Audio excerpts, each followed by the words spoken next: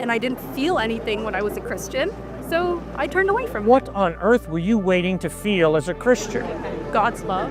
Why would you adopt that philosophy and major in religion? What happens when someone who once believed in Christianity begins to question the very foundation of the faith? In this powerful conversation, Cliffe Knechtle sits down with a former Christian and religion scholar who challenges the claims of Jesus as God, the resurrection, and the supernatural. Before we dive into today's message, let us know where you're watching from, and don't forget to like, subscribe, and turn on notifications so you never miss a faith-building story. Now, let's explore what God's Word reveals. This discussion goes beyond a simple debate. It explores some of the biggest questions surrounding Christianity and invites viewers to reflect on why they believe what they believe. The resurrection of Jesus stands at the center of the Christian faith, and throughout history, believers and seekers have wrestled with its meaning and truth. But when faith is challenged, how should Christians respond? This conversation reminds us that seeking truth requires honesty, humility, and a willingness to explore difficult questions. And what happens next reveals an important lesson about faith, doubt, and the hope found in Jesus Christ. While I can believe that Jesus was an existing human being, Right? I don't believe that he is a God. Okay, why? Because I don't believe that what he might or might not have done was supernatural. But if he rose from the dead, would you call that supernatural? I don't believe he rose from the dead. Okay, why? Uh, You're a religious studies major, so what do you believe about Jesus? I believe he was a historical figure. Why? Because I'm going to grant you the assumption that everything in the Bible is true. Well, if everything in the Bible is true, the Bible reports the resurrection of Christ. Okay, then even then, if I believe that, then I can believe in other miracles, but I still don't believe that that is like the one true religion because it's about as convincing as other religions. Okay, what's so convincing about Islam? It's not the same way Christianity is not. Well, if Jesus rose from the dead, the evidence is he's reliable. Man, if you die and rise from the dead, I promise to listen very closely to everything you have to say, because the evidence is you're reliable. So if Jesus Christ really historically rose from the dead, the evidence is he's reliable. You can trust it. Then wouldn't winged horses have flown down in Islam? No. There's no record in the Gospels of winged horses. The historical record is that Jesus rose from the dead. Okay, then why would you not give that same assumption to other religions? Well, you better believe I better be open. I better read the Quran. I better read the Bhagavad Gita. And then I better first ascertain, are they making an historical claim? Obviously, the Vedas and Upanishads are not. They're obviously communicating truth through mythology, which is fine, but they're not making an historical claim. Obviously, the Quran is making an historical claim. Muhammad really lived. And I think the evidence is that's correct. Muhammad was a real historical person. Now I got to read about it. How did Muhammad live his life? How did he treat people? What did he teach? And then I got to figure out, does the evidence point to Muhammad being reliable or does it not? I got to do the same thing with the Gospels. I got to read about Jesus, how he treated people, what he taught, how he died, how he rose from the dead, and I got to decide, does the evidence point to Jesus being reliable or does it not? So what do you think? So you only believe in it through the process of elimination, like a multiple choice test? You've eliminated Islam, you've eliminated Hinduism, you've eliminated Cow Taoism. No, I look for the evidence that supports Muhammad, Siddhartha, Gautama Buddha, the avatars of Hinduism, Shirley MacLaine, Joseph Smith, Jesus Christ. And the evidence is that Christ lived the type of life that in my best moments I would wish I could live, but I haven't. The evidence is he taught amazing ethical teachings, incredible. The evidence is he died loving and forgiving his enemies from a cross where he was crucified. And the evidence is that 3 days after he died, he rose from the dead. That's why I trust him. And I have told you, and I'll tell you again, if you die and rise from the dead, I will listen very closely to everything you have to say. Because the evidence is you are reliable. Does that make sense? So do you aim to live by his loving and kind example? Why are you out here intentionally belittling and misunderstanding students? I have not belittled anybody. I have had strong disagreements with people. And in a liberal arts education, We believe in a free exchange of ideas, which means when we disagree, we go at it in terms of why do you believe what you believe? What's the evidence of what you believe? Now, if this man tells me he's an atheist, I respect him, I love him, but I'm going to ask him hard questions, the same way I hope he's going to ask me hard questions. I'm going to ask him, why are you an atheist? What's the evidence? And if I see the evidence is lacking for his atheism, I'm going to point that out. The same way I hope that he's going to ask me, well, Cliff, why do you believe in Jesus? What's your evidence? And if my evidence is lacking, I hope he's going to point that out to me. He's going to say, Cliff, that's irrational that you believe that Jesus rose from the dead. It's irrational. And I'm going to say, okay, fine. Why do you say it's irrational? And if he says, because there's no historical evidence, I'm going to say, I'm sorry, here is the historical evidence that Jesus did rise from the dead. So I'm not belittling him because we disagree. No, I tolerate him, I respect him, and we disagree. Okay, so outside of the Bible, what is the historical evidence that Jesus Christ was dead? Thousands of Jewish people who were monotheistic Jews, who all of a sudden changed. And instead of worshiping on Sabbath, Saturday, they started worshiping on the first day of the week, Sunday, which is a radical departure of their Judaism, which taught Sabbath. And the reason they worshiped on the first day of the week, these thousands of Jews in the first century, is because Jesus rose on the first day of the week. So I understand they're relying on their faith, but where is the evidence that Jesus physically rose from the dead? People saw him. Jewish people saw him risen from the dead, and because they saw him risen from the dead, they put their faith in him, and they moved from Sabbath worship to worshiping on the first day of the week.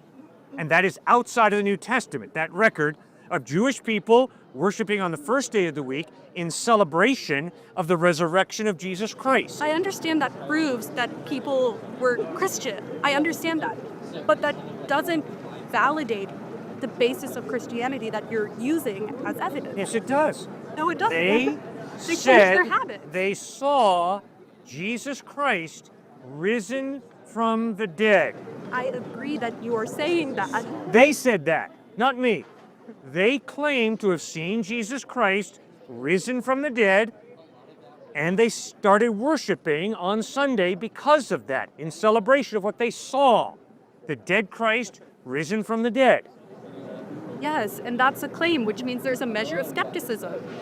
Yeah. That's So how do you work through your skepticism?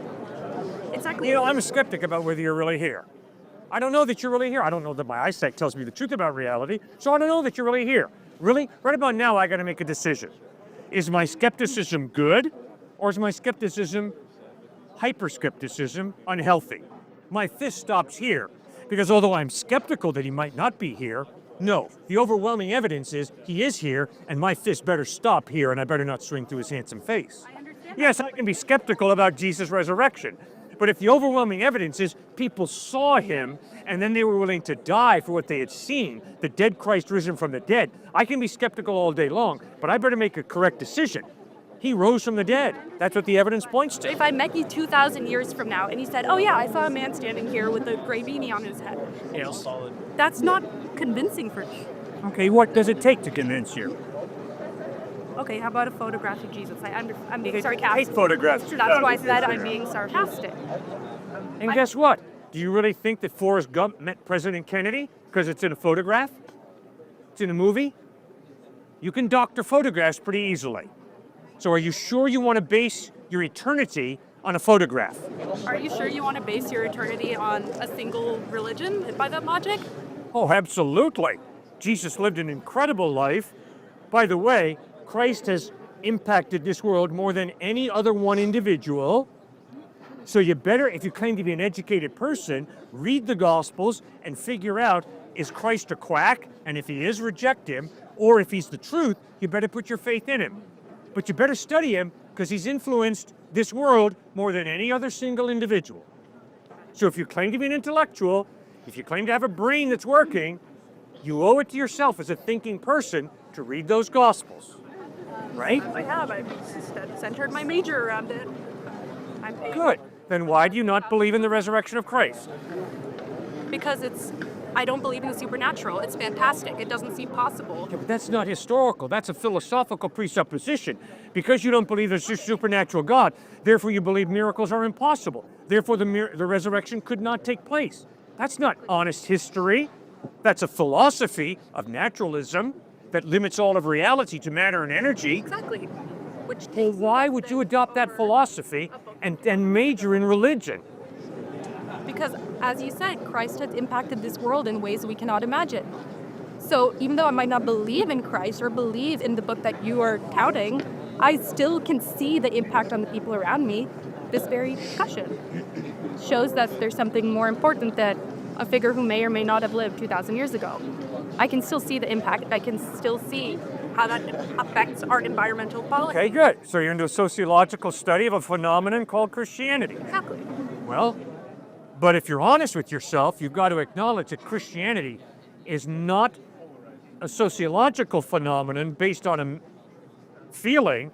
It's a sociological phenomenon based on an historical claim that Jesus lived, taught, died, and rose from the dead. And people in Africa, South America, Asia, United States believe in this Jesus. So we're not talking about nationalism or colonialism. We're talking about people around the world who insist that Jesus Christ has changed their life and that he is the truth. Pretty intense. So I think you got to do a little more than just, well, because I'm a naturalist, I don't think it happened, the resurrection. That's not fair. You got to be open to the supernatural. I am. That's why it's my major. No, you're not. You said you don't believe in the supernatural. Yes, and I can still search for what other people find spiritual or meaningful. Well, why can't you be open to the supernatural? Because I was open and I didn't feel anything when I was a Christian, so I turned away from What on earth were you waiting to feel as a Christian? God's love. God's love. So how do you feel God's love? I don't. That's why I'm not a Christian. Well, why did you set this standard of, unless I feel his love, he doesn't love me?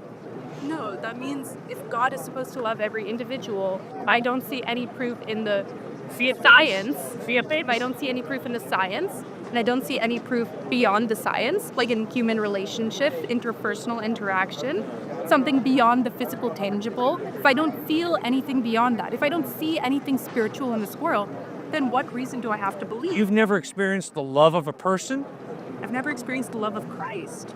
Have you ever experienced the love of a person? Probably not. Not? All right, well, that's tragic. I'm I sorry. can't quantify it without a brain scan, as you said. Yeah. My point is, you will never be able to x-ray love. You'll never be able to get love on a brain scan. Why? It's an intangible value. But your experience of life hopefully will show you that love is real, even though you can't graph it on an MRI scan or on an x-ray. Why? Because you experience love from others.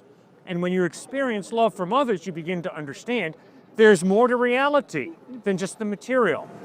All right, but that still doesn't lead me to that love being the same as a supernatural love. Those two things don't have to correlate. If there is this intangible value of love, it means there's some type of God who creates that intangible value. No, it doesn't. Yes, it does. How? Because if there is no God, there is no intangible, real value of love. There are chemicals, there's MRI scans and x-rays and blood tests, but there's no intangible value of love because all of reality is matter and energy if there is no God. But you can be atheist, not believe in God, and still believe in something greater than humanity. Like what and why? Okay, love. I could believe in love and still not connect it to a divine being who created it. But you cannot be an atheist and believe in love because if you're an atheist, you are reducing reality to matter and energy. Okay, and love could be an energy. We can't quantify all forms of energy. No, love is a free decision to care about somebody. Love is not a free decision. Love could be irrational.